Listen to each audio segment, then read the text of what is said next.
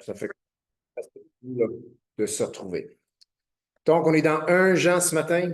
La semaine passée, on a entendu le commandement de Jean qui veut tout simplement dire que nous croyons au nom de son Fils Jésus. Amen. C'est le commandement que Jean donne et d'ailleurs, c'est le commandement que Jean dit que Jésus leur a donné. Et si on retourne dans les évangiles, eh bien, vous allez découvrir là que, effectivement, Jésus a dit, croyez en mon nom et vous aurez la vie. Donc, c'est ça, la traduction s'en vient. On a de ça, donc un peu de patience, inquiétez-vous pas pour ceux qui reçoivent la traduction ce matin.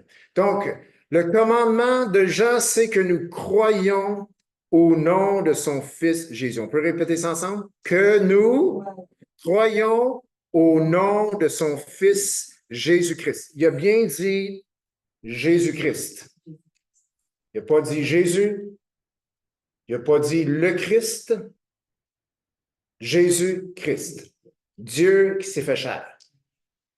Ce Jésus-Christ que Jean a vu, entendu, contemplé et touché.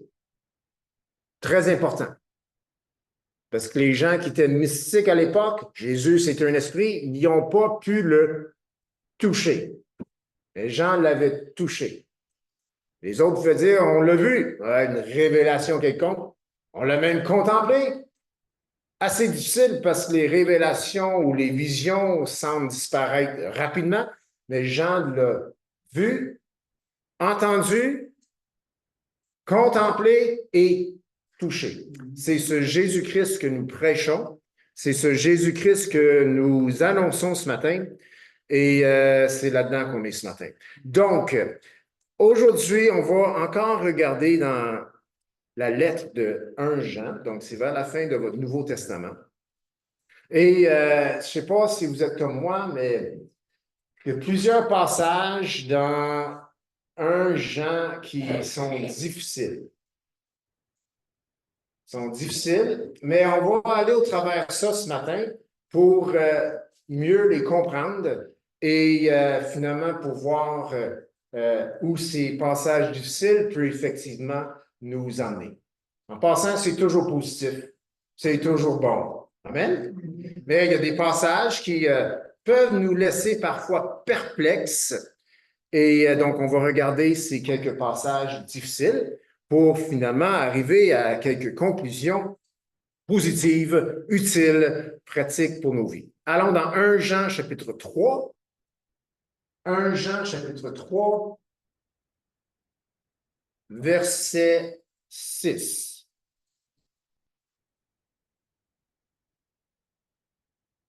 « 1 Jean 3, verset 6.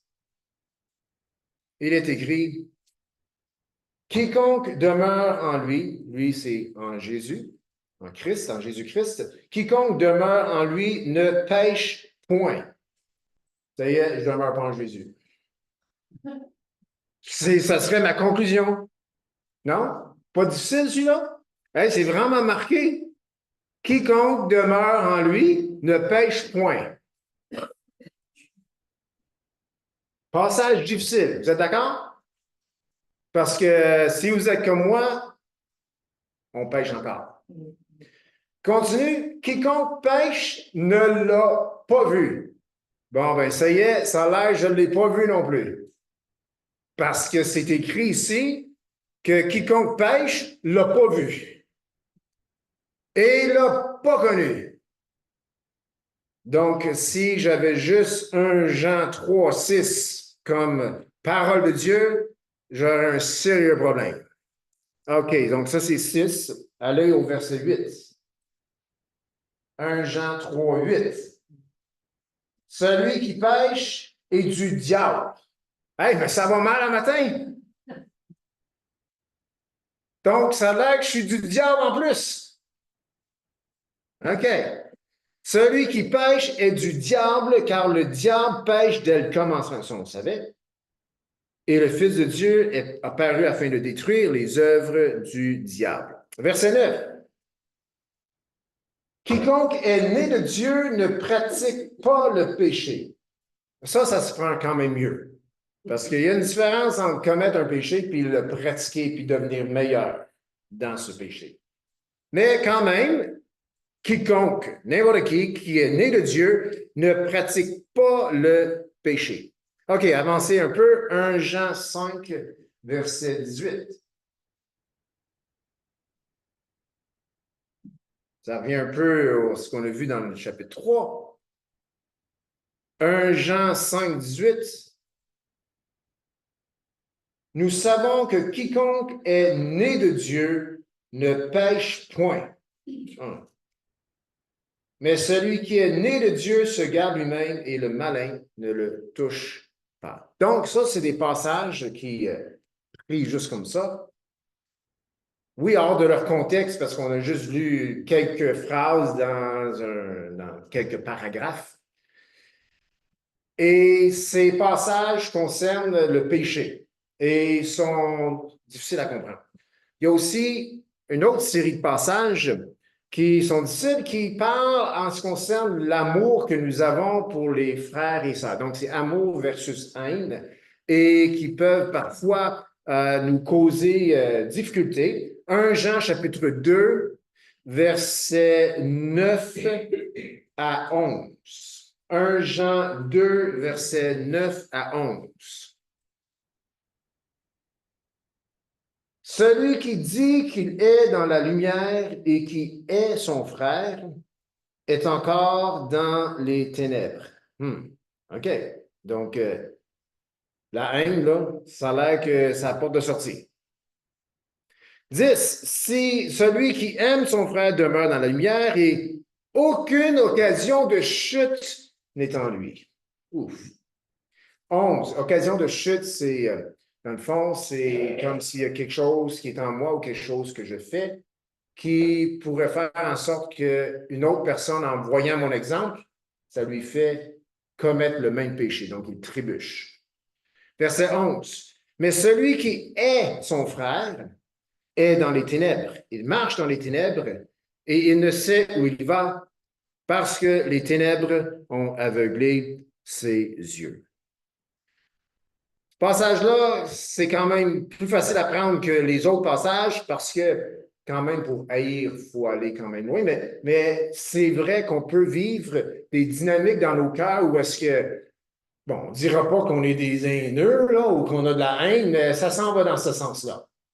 Je veux dire, elle m'aurait fait du bien si le frère n'était pas là le matin. Ben, on s'en va dans ce sens-là, puis ça, c'est pas la lumière de Dieu. Non. 1 Jean 4, verset 8, un autre passage qui parle au sujet de l'amour, la haine. 1 Jean 4, verset 8. Celui qui n'aime pas n'a pas connu Dieu, car Dieu est amour.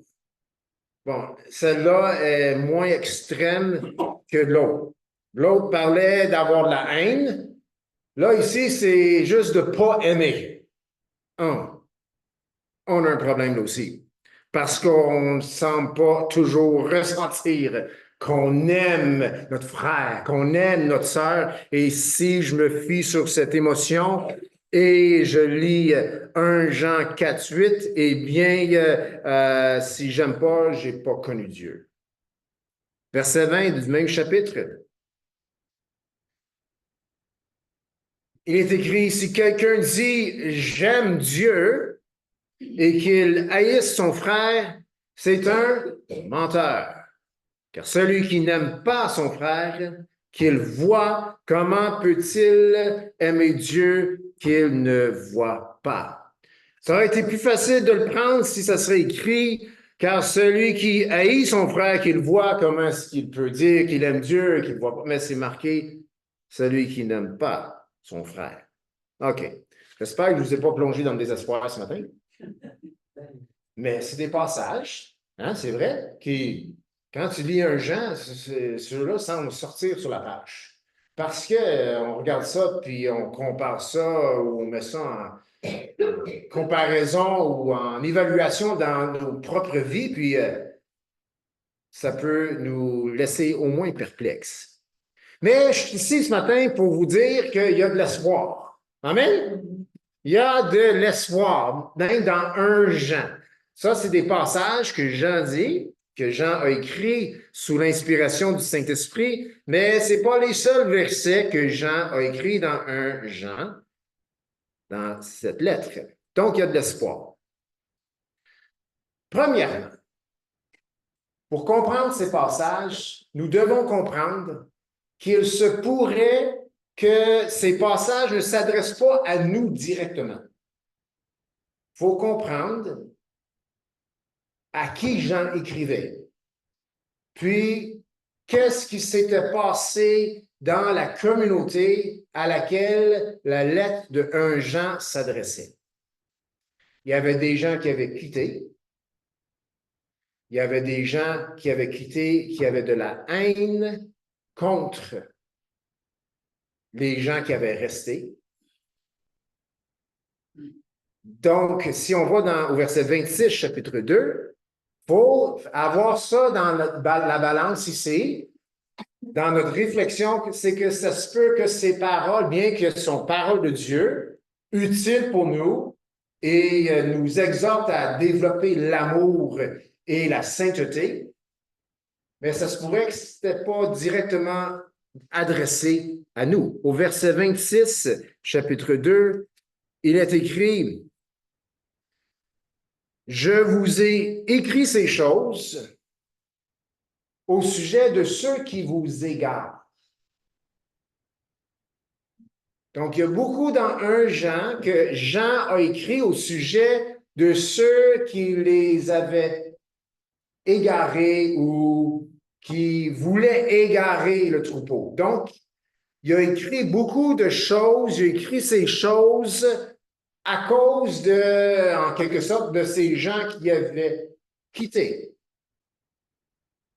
Et il écrit ces choses avec la pensée de ceux qui avaient quitté en s'adressant aux gens qui sont restés.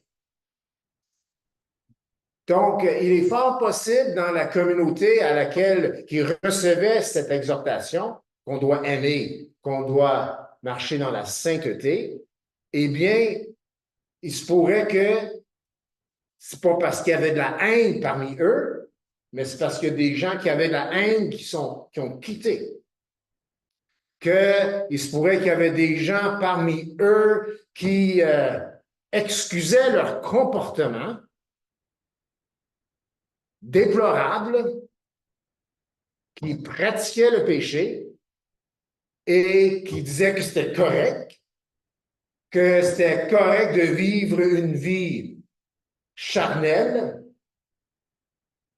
Et Jean, quand il dit « Celui qui a connu Dieu ne pratique pas le péché ou il ne pêche point », il faut avoir dans la balance, là, dans notre réflexion, qu'il y a des gens, justement, qui avaient quitté, des gens remplis de colère ou de haine, pas de l'amour, et leur comportement était déplorable, était un mauvais exemple à suivre pour le chrétien. Donc, il y a de l'espoir. On a quelque chose à tirer de tous ces passages, mais ça ne veut pas nécessairement dire que Jean les adressait aux chrétiens qui étaient là présents. Ce n'était pas nécessairement eux qui avaient un problème de haine, mais il y avait des gens qui avaient quitté, qui avaient la haine dans le cœur. Mais ça nous enseigne toujours que l'amour est très important. Amen? Deuxièmement, pourquoi il y a de l'espoir? Premièrement, il y a de l'espoir à cause du commandement que Jésus a donné. Et ce commandement, c'est dans Jean 3, 23. Jean 3, 23 qui dit « Et c'est ici son commandement, que nous croyons au nom de son Fils Jésus-Christ et que nous nous aimions les uns les autres selon le commandement qu'il nous a donné. » Il y a de l'espoir. Malgré ces passages difficiles qui peut-être ne s'adressent pas directement à nous, mais qui sont toujours utiles pour nous, parce que la parole de Dieu nous enseigne de tirer exemple de ceux qui se sont égarés pour ne pas suivre leur chemin, de ne pas être comme eux. Les Juifs dans le désert, des centaines d'années avant, ont péri afin qu'on tire leçon de leur sort, quoi. Et ici, Jean, il y a de l'espoir parce que Jean dit que le premier commandement, le commandement qu'il nous a donné, c'est que nous croyons au nom de son Fils Jésus-Christ. Et suite à croire au nom de son Fils Jésus-Christ, eh bien, il y a un deuxième commandement qui s'enchaîne et c'est que nous aimions les uns les autres selon le commandement qu'il nous a donné. Intéressant, c'est qui le son, c'est qui le il. Son, on va dire que c'est Dieu, parce que c'est ici son commandement que nous croyons au nom de son Fils, Dieu le Père, qui donne un commandement que nous croyons au nom de son Fils, Jésus-Christ. Jésus-Christ a dit, si vous croyez en moi, vous croyez en celui qui m'a envoyé. Donc, Jésus-Christ qui, dans le fond, réitère le commandement de son Père, parce que Dieu est parfaitement uni dans la Trinité. Ils disent la même chose, il n'y a pas de contradiction en Dieu, il n'y a pas de manque d'unité. Donc, si nous croyons au nom de son Fils Jésus-Christ et que nous nous aimions les uns les autres, selon le commandement qu'il nous a donné, on sait que Jésus a vraiment dit qu'on doit s'aimer les uns les autres. À ceci, je vous donne un commandement nouveau, que vous vous aimiez les uns les autres comme je vous ai aimé. Donc, en quelque sorte, on peut dire que Dieu, le Père, a donné ce commandement de croire en son Fils et Jésus-Christ, Fils de Dieu, a donné ce commandement de nous aimer les uns les autres comme lui-même aime. Donc, quand on regarde ça, et quand on élargit un peu notre réflexion, ceux qui avaient quitté ne croyaient pas,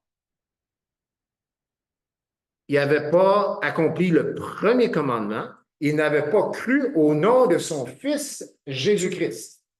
Ils avaient cru au Christ. Ils avaient cru que Jésus était une bonne personne avec des bons standards, mais que Jésus était le Christ, celui qui sauve, l'envoyé de Dieu. Là, c'est là qu'il déroutait.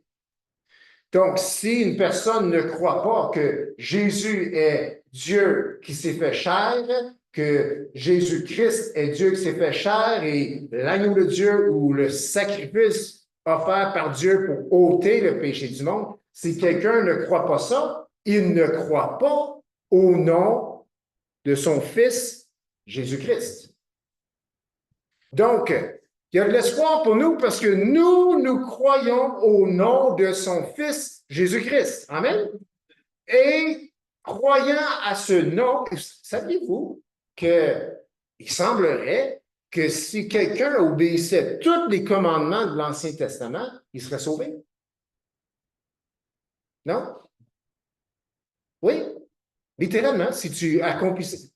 Oui, c'est pareil qu'on s'assoit, mais personne n'est capable. Personne n'est capable. Ils ont tous échoué. Mais le but du commandement de Dieu, ultimement, c'est de sauver.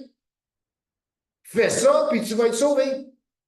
Il n'y a personne qui a réussi à obéir tout ce que Dieu avait dit qu'il devait faire. Donc, il a envoyé son Fils, Jésus-Christ. Et il donne son commandement de croire en son Fils. Et saviez-vous quoi? Qu'accomplir son commandement nous sauve. Si on croit en Jésus, le Fils de Dieu, Dieu incarné, ça nous sauve. Dieu nous donne un commandement pour être sauvés. Wow! Il nous donne un commandement pour nous bénir. pour nous sauver. Donc, je sais que ça nous perplexe un peu. Hein, il donne ses commandements pour qu'on soit sauvés. Ben, je comprends. Personne n'a réussi. Mais nous pouvons confesser le nom de Jésus-Christ. Amen. Et nous pouvons croire en son nom, Jésus-Christ. Amen. Et si tu n'as jamais déclaré ça de ta bouche, que je crois en Jésus-Christ, Fils de Dieu, eh bien, si tu ne l'as jamais déclaré, il ne l'a jamais cru dans ton cœur, tu n'es pas sauvé parce que tu n'as pas accompli son commandement. Mais si tu obéis, tu accomplis son commandement, ça va te sauver. Ça, c'est une bonne nouvelle. Parce que finalement, j'ai un commandement que je peux accomplir. Puis de ce premier commandement, en découle un deuxième. L'amour devrait grandir dans nos vies, les uns pour les autres. Et cet amour, c'est comme l'amour que Jésus a exprimé, qui lui a donné sa vie. Lui, il a subi la plus grande des injustices. Lui, parfait, sans péché, a vécu la conséquence du péché en mourant à la croix pour le péché des autres. Wow! Donc, quelqu'un qui a vécu le pardon de Dieu et qui n'aime pas ou qui haït, Jean dit, ben, il n'a pas connu Dieu. Parce que quand tu connais l'amour de Dieu, son amour va s'exprimer dans ta vie. Ces gens qui avaient quitté, ils n'avaient pas connu Dieu, ils n'avaient pas connu Jésus-Christ, n'avaient pas reconnu que c'était Dieu fait chair, immolé pour leur péché. Il y avait une autre doctrine fausse et ils ont pris en haine ceux qui aimaient tout simplement Jésus-Christ que Jean leur avait annoncé. Donc, il y a de l'espoir. Premièrement, c'est possible que toutes ces paroles ne s'adressent pas directement à nous. Et il y a de l'espoir parce que son commandement, c'est de déclarer qui il est. Ça, c'est 1 Jean 3, 23. J'ai un autre verset ici, on va le découvrir. 1 Jean 5, 1, qui dit, similaire à 1 Jean 3, 23, 1 Jean 5, 1, quiconque croit que Jésus est le Christ est né de Dieu. C'est simple, hein? Quiconque croit que Jésus est le Christ est né de Dieu. Et quiconque aime celui qui l'a engendré aime aussi celui qui est né de lui. Donc, je crois que Jésus est le Christ, ça veut dire que je suis né de Dieu. Wow! Merveilleux. Et quiconque aime celui qui l'a engendré, j'aime Dieu, celui qui m'a engendré, va aimer qui? Va aimer aussi celui qui est né de lui. Donc, comme j'ai dit la semaine passée, si Denis est né de Dieu, et si moi, je suis né de Dieu, on va s'aimer. Parce que je ne peux pas l'haïr si je dis que j'aime celui qui m'a donné la vie. Parce que celui qui m'a donné la vie, là, lui a donné la vie et a dit, vous avez le même père, donc vous êtes frères. Et c'est la même chose pour chacun qui a mis sa foi en Jésus-Christ. Amen?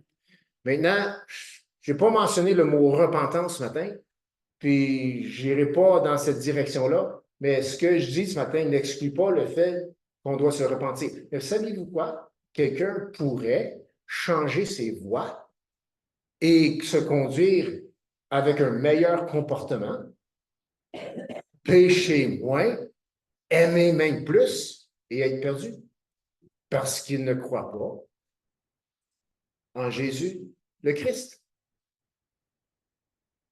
Mais celui qui est né de Dieu va commencer à marcher comme Jésus lui-même a marché. Amen? Et Jésus, il a bien marché. Lisez les évangiles, il a bien fait sa marche. Marche sous-entend mode de vie, style de vie, décision, parole, hein? Marche comme Dieu, vivre comme Dieu le désire. OK.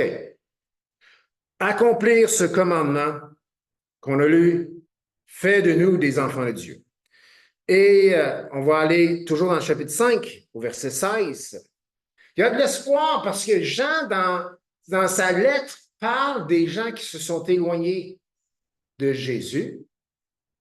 Et il parle dans le sens de les ramener. Donc, avec ces passages difficiles qui dit que si tu n'aimes pas, tu n'es pas né de Dieu, ou si tu pêches, tu n'es pas né de Dieu, ben, Jean, il a aussi mis d'autres passages en parlant de ceux qui avaient péché et qui veulent revenir. Donc, c'est clair que Jean, la gang à laquelle il s'adressait, eh bien, il y en avait qui devaient revenir puis qui pouvaient revenir. Il y en avait qui étaient partis puis étaient partis pour de bon. Mais il y en avait d'autres qui avaient cru en Jésus-Christ, le Fils de Dieu, et qui s'étaient égarés et qui pouvaient revenir. Donc, s'ils se sont égarés, c'est certainement parce qu'ils avaient péché. Hein? Quelqu'un qui s'égare, c'est pas bien. Ça ne plaît pas à Dieu. 1 Jean 5, 16 nous dit, si quelqu'un voit son frère commettre un péché, Jean parle d'un frère qui commet un péché. Et ce péché qui ne mène point à la mort, qu'il prie et Dieu donnera la vie à ce frère. Wow! Donc, il parle de quelqu'un qui pêche. Pourtant, il a dit plutôt, si tu pêches, tu n'es pas né de Dieu. Peut-être que ça ne s'adressait pas directement à le chrétien fidèle qui s'échappe, qui pêche encore. Peut-être que ça s'adressait à ceux plutôt qui avaient quitté. Mais à l'interne, même certaines personnes qui s'étaient égarées, Jean dit, si tu vois ton frère commettre un péché, eh bien, qu'il prie. Et Dieu donnera à ce frère, la vie à ce frère. Il la donnera à ceux qui commettent un péché qui ne mène point à la mort. Il y a un péché qui mène à la mort, ce n'est pas pour ce péché-là que je dis de prier. Et c'est pas de ce péché-là qu'on va parler ce matin, c'est le péché blasphème du Saint-Esprit. Et si tu penses que tu l'as commis, c'est parce que tu ne l'as probablement pas commis. Parce que quelqu'un qui a commis le blasphème contre le Saint-Esprit, eh bien, il ne se posera pas la question. Amen? Oui. Amen. Dieu restaure, Dieu ramène tout le temps. Donc, il y a des gens qui avaient péché et Jean veut qu'ils reviennent. Il dit à ceux qui sont là, qui n'ont pas quitté, de prier pour ceux qui doivent revenir. Ça, c'est 1 Jean 5, 16. Allez dans 1 Jean 2, verset 1, il y a de l'espoir. Et Jean est conscient qu'il y a des gens qui pêchent et ce n'est pas des damnés, ce n'est pas des condamnés. 1 Jean 2, c'est écrit « Mes petits-enfants », on va présumer que Jean était très vieux, « Je vous écris ces choses afin que vous ne péchiez point. » Bon, ça c'est difficile. Maintenant, il continue, il dit « Et si quelqu'un a péché, nous avons un avocat auprès du Père, Jésus-Christ, le juste. » Jean dit, celui qui pêche, eh bien, il dit, ben, je vous écris ces choses afin que vous ne péchiez point. Ouais, Jean, tu as un objectif élevé. OK, c'est bon. Mais Jean est très conscient. Ils vont s'échapper pareil. Donc, il dit, si quelqu'un pêche, eh bien, nous avons un avocat auprès du Père. Tout le monde, chaque être humain, a besoin d'un avocat auprès de Dieu. Puis il y en a rien qu'un avocat qui a passé le barreau, c'est ça, hein, pour cette tâche-là, puis c'est Jésus-Christ. Si tu n'as pas Jésus-Christ, tu n'as pas d'avocat, tu es seul pour te défendre, puis tu vas perdre. Mais si nous péchons, hey, nous avons cru en Jésus-Christ, il est notre avocat auprès du Père, auprès de Dieu, et son nom, c'est Jésus-Christ, le juste. Et ce qui va paraître, vu qu'il est mon avocat, et vu qu'il est ton avocat, quand tu pêches, il va te défendre et il va montrer au Père la justice qu'il a acquise pour nous en allant à la croix. Amen? C'est Jésus-Christ le juste. Pas Jésus-Christ qui a performé mieux que les autres, Pas Jésus-Christ ou Jésus, un homme avec des bons standards moraux qui est un exemple à suivre, le meilleur des exemples. Non, non, non. Jésus-Christ, le juste. Et que tout le monde peut dire Amen, parce que c'est notre avocat. 1 Jean 1, verset 9, 2 versets avant. Donc, il y a des passages difficiles, mais là, Jean encore, par les choses qu'il écrit, on voit qu'il est très conscient qu'on va pécher. Il dit, si nous confessons nos péchés, si la problématique de commettre des péchés n'était plus là, il ne parlerait pas de confession. Mais il dit, si nous confessons nos péchés, il est fidèle et juste pour nous les pardonner et nous purifier de toute iniquité. Verset 10, il y en avait qui disaient qu'ils n'avaient pas péché. Ça veut dire, s'ils disent que nous n'avons pas péché, ils n'ont pas besoin de confesser. Jean, on ne l'écoute plus, on ne veut plus l'entendre, il parle de la confession. Il parle d'avouer ses péchés. On n'a pas de péché, nous autres. On déteste nos frères, mais c'est permis, ça. Mais Jean dit, non, si on a péché, on a un avocat, puis il dit, si nous confessons nos péchés, cet avocat est fidèle et juste. Il nous pardonne. Wow! Hey, c'est une bonne nouvelle. Donc, la mauvaise nouvelle, c'est qu'on pêche encore. La bonne nouvelle, c'est que Jésus-Christ est toujours là.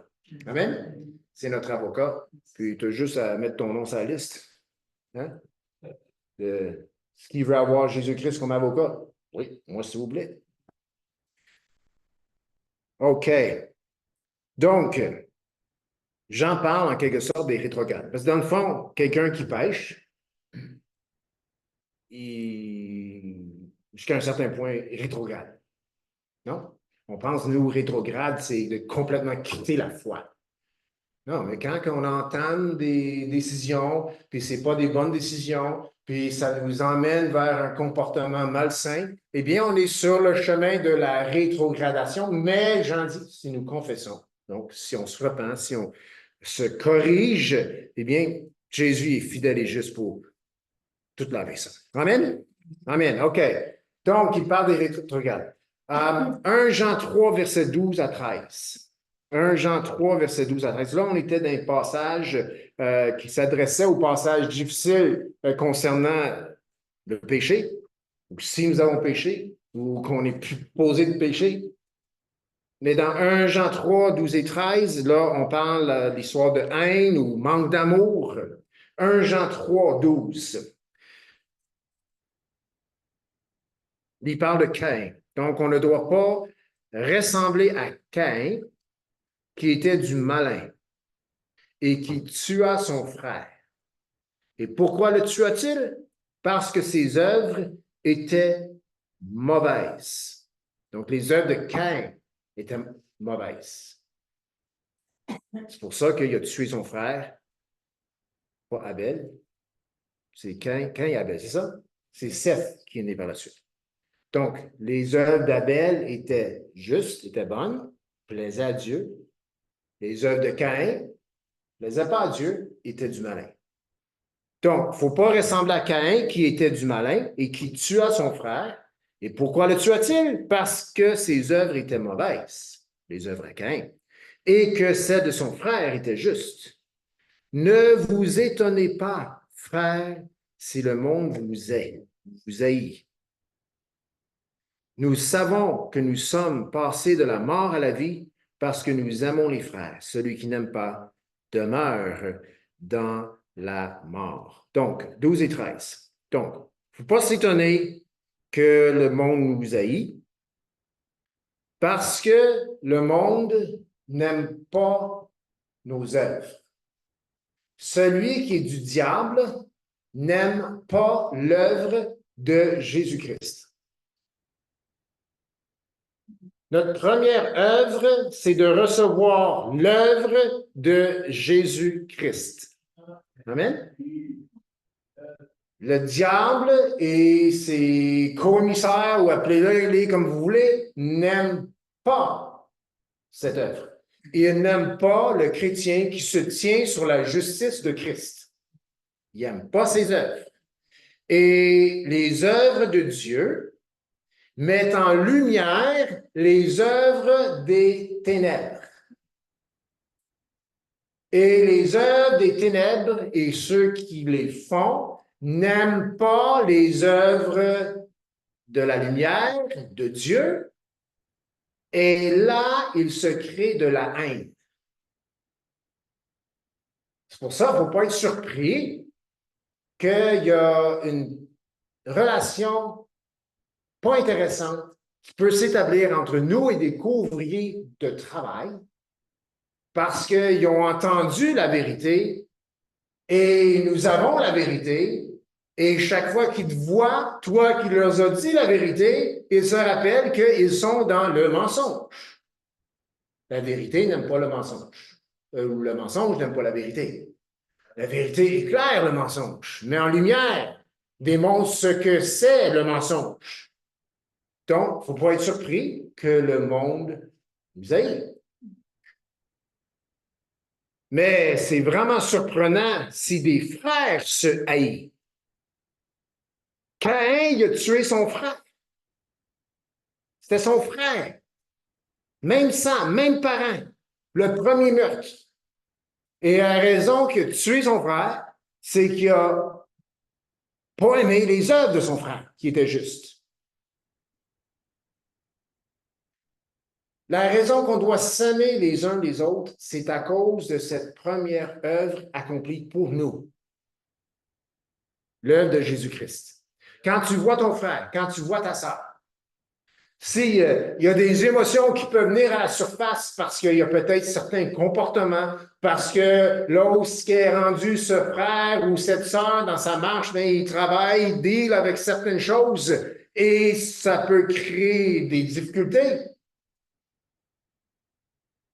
Il faut voir au-delà de ça. J'aime mon frère, j'aime ma sœur à cause de celui qui l'habite. Amen?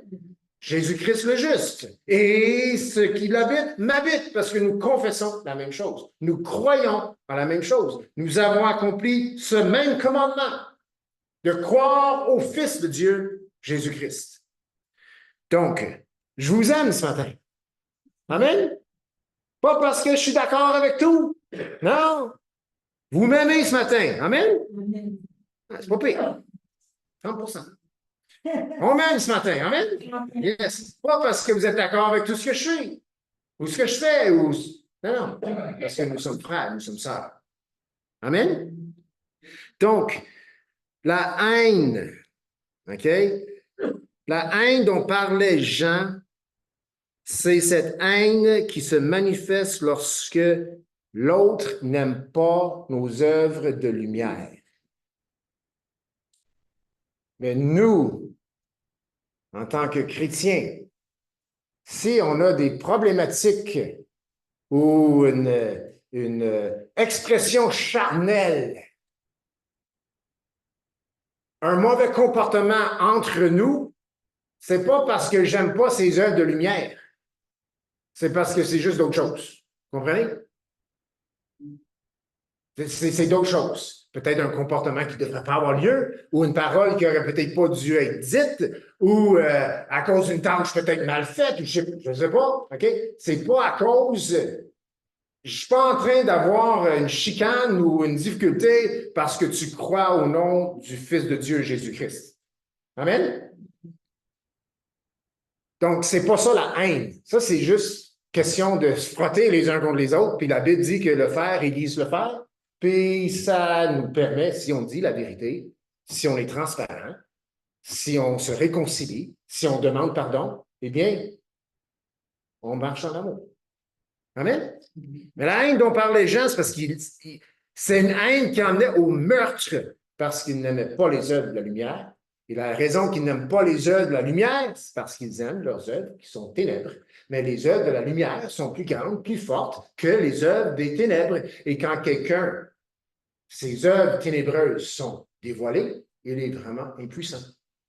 Parce que Jésus est plus grand. Amen? Amen. Qui a la victoire sur qui? La lumière sur les ténèbres ou les ténèbres sur la lumière? La lumière a la victoire sur les ténèbres. Et pas l'inverse. Et ça ne sera jamais l'inverse. Amen. OK. 1 Jean 3,9. On retourne à un passage qui concerne le péché. 1 Jean 3,9. Quiconque est né de Dieu ne pratique pas le péché. J'aimerais souligner ici le mot pratique. C'est pas écrit celui quiconque est né de Dieu et qui commet le péché. Je vais le rephraser. C'est pas écrit quiconque est né de Dieu ne commet pas de péché. C'est écrit ne pratique pas le péché. Il y a une différence entre s'échapper, il y a une différence entre faire quelque chose par oubli ou par manque de transformation. Il y a une différence entre tout ça et pratiquer. Y a-t-il quelqu'un ici qui a déjà pratiqué quelque chose? Qu'est-ce qui arrive en général quand tu te pratiques? Tu deviens meilleur. Hey. Personne ne veut entendre un pianiste qui ne pratique pas. S'il ne pratique pas, il va s'empirer. Pas compliqué. Il doit se discipliner. Il doit se pratiquer.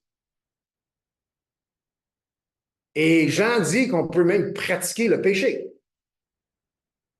Là, vous me regardez. J'ai vu le regard de Gabriel. Ah, moi, je ne pratique pas le péché, effectivement. Ouf, gloire à Dieu. Je viens de comprendre quelque chose dans ma tête. Parce que je ne suis pas là dans mon bureau en train de prendre des notes comment je peux pécher mieux. Comment je peux sombrer encore plus creux dans la haine envers mon frère. Je vais sortir tous ses défauts pour voir, il est noté dimanche prochain, parce que j'aimerais ça qu'il s'en aille. Puis s'il ne change pas, c'est la voix de Dieu qui me dit quitte. C'est pas ça, là. Pratiquer le péché, là, puis je suis sûr que le péché, ça ne se pratique pas comme ça non plus. Pratiquer le péché, c'est tout simplement de se laisser aller dans ce péché, s'y sombrer de plus en plus. Et c'est facile d'apprendre comment pécher mieux. D'accord? C'est très facile, là. C'est juste à suivre ta vieille nature. C'est tout. Mais on ne pratique pas le péché, nous. Nous, ce que nous pratiquons, c'est de suivre Jésus. Puis ça aussi, ça prend de la pratique. Ça prend du dévouement. Ça prend de la discipline. Ça prend une oreille penchée, tendue vers sa parole. Amen? Donc, il y a de l'espoir, on peut dire gloire à Dieu pour ça. Donc, Jean, quand il dit dans 1 Jean 3, 9, quand il dit quiconque est né de Dieu ne pratique pas le péché, bien, on pourrait comme dire, il ne parle pas des gens qui pêchent par défaut. Je pense que c'est le bon terme. Hein? Ah, qu'est-ce que j'ai fait là? Pardon, Seigneur. Ah, qu'est-ce que j'ai fait là? Par défaut, par inadvertance, par manque d'attention. Il ne parle pas de ces gens-là, il parle de ceux qui pratiquent le péché. Au verset 2, le chapitre 2, verset 1, à la fin, il dit bien, et si quelqu'un a péché, ah, il ne parle pas des gens qui pratiquent le péché, bien qu'eux autres peuvent revenir aussi, mais non, ils reviennent, non, ils peuvent venir à Jésus-Christ. Jean dit, s'ils pratiquent le péché, ils ne sont pas à Jésus-Christ. Okay? Mais si quelqu'un a péché, on a un avocat auprès du Père, Jésus-Christ le juste. OK. Il y a de l'espoir. 1 Jean 2, verset 4. 1 Jean, chapitre 2, verset 4. Il faut bien comprendre un autre mot ici. On a mieux compris le mot pratique. Puis il y a aussi le mot dans garder. Garder dans 1 Jean 2, verset 4. Bon, ça doit être un autre chapitre. Non, c'est bien. Merci, ça me revient. 1 Jean 2, 4. Celui qui dit je l'ai connu et qui ne garde pas ses commandements est un menteur et la vérité n'est point en lui. OK, gardez le doigt là. 1 Jean 5, 18. 1 Jean 5, 18. Nous savons que quiconque est né de Dieu ne pêche point, mais celui qui est né de Dieu se garde lui-même. Donc, ce n'est pas ici celui qui pêche versus celui qui ne pêche pas. C'est celui qui pêche versus celui qui ne se garde pas lui-même. Si tu vas dans le chemin de pratiquer le péché, tu ne te gardes pas toi-même. Donc, il faut comprendre c'est quoi derrière le mot garder. Puis, garder veut tout simplement dire, définition du dictionnaire biblique, c'est de s'occuper soigneusement de, prendre soin de, et le mot garder dans 1 Jean 5, 18 est le même mot que garder dans 1 Jean 2, 4.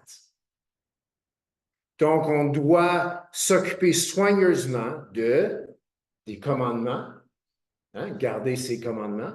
On doit s'occuper soigneusement de ces choses. On doit prendre soin de ces choses. Si je m'occupe soigneusement et je prends soin des commandements de Dieu, eh bien, je vais aussi les mettre en pratique dans ma vie. Si je mets en pratique les commandements de Dieu, je ne pratique pas le péché. Je ne peux pas pratiquer les deux en même temps.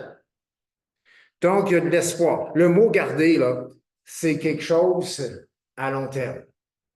C'est de garder, s'occuper soigneusement, c'est de prendre soin d'eux. Quand tu lis ta parole ou tu médites ta parole à chaque jour ou de manière régulière, cette parole qu'on appelle la Bible est dans nos vies. Puis on façonne, on régit nos vies selon cette parole. On est en train de la garder soigneusement, précieusement. Elle est importante pour nous. Quand je garde quelque chose soigneusement, quand je prends soin de quelque chose, c'est parce que c'est précieux pour moi. C'est important pour nous. Amen?